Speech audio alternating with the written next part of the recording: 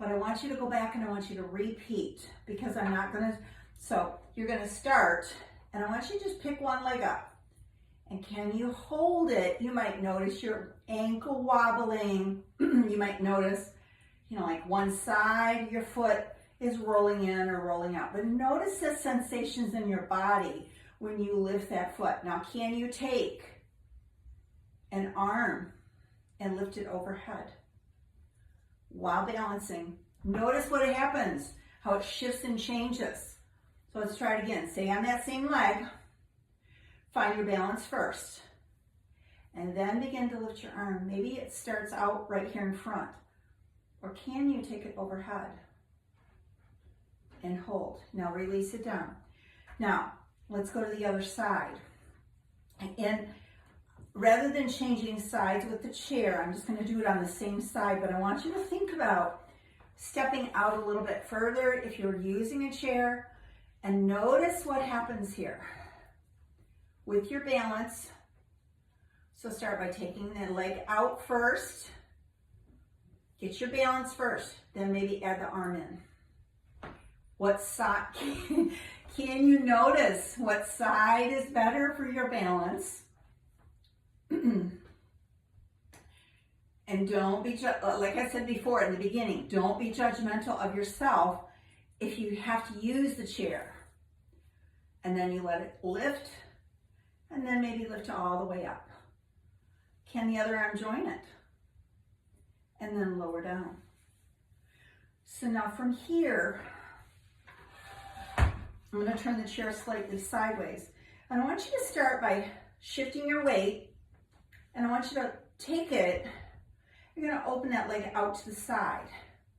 And now again, notice, so you don't want to lean into the chair, you want to try and keep your torso upright here. But when we do balancing, it does a lot of things. First of all, the proprioception in our feet, we have 7,000 nerve endings in our feet. And doing things like this, and I have socks on that have grippies on the bottom of them. Notice what happens if you wear socks to balance, or maybe you take the socks off. And see, now take your leg out to the side. Can you move it? Go forward. Pull it back. Don't let it touch the floor, and then take it out to the side.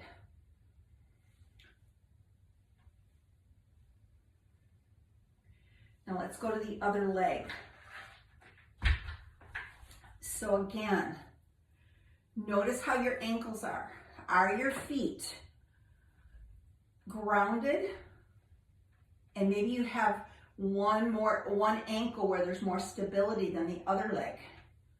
Take it out in front, and then can you release it down and then out to the side? And then lift, and then lower.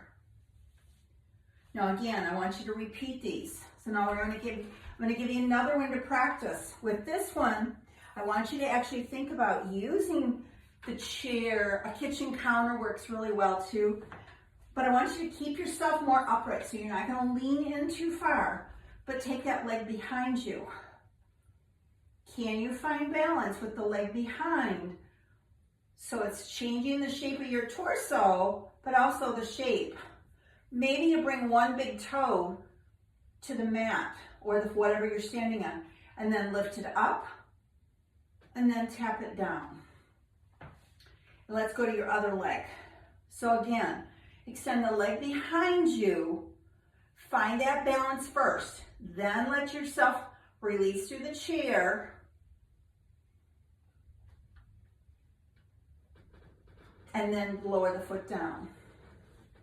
Now, if balance is really hard for you, hold on to the chair. Don't let this intimidate you. So as we continue through the next 3 weeks, using balance is starting with your feet and moving all the way up. And you're going to hear me talk a lot about our feet, because everything starts with our feet, foundationally. So if you've had any injuries or accidents with your feet, there may be like just the muscles in your feet might need to be strengthened. But again, it's just being cautious But with where, no matter where we live, things can be slippery. There can be snow, there can be water, and people fall.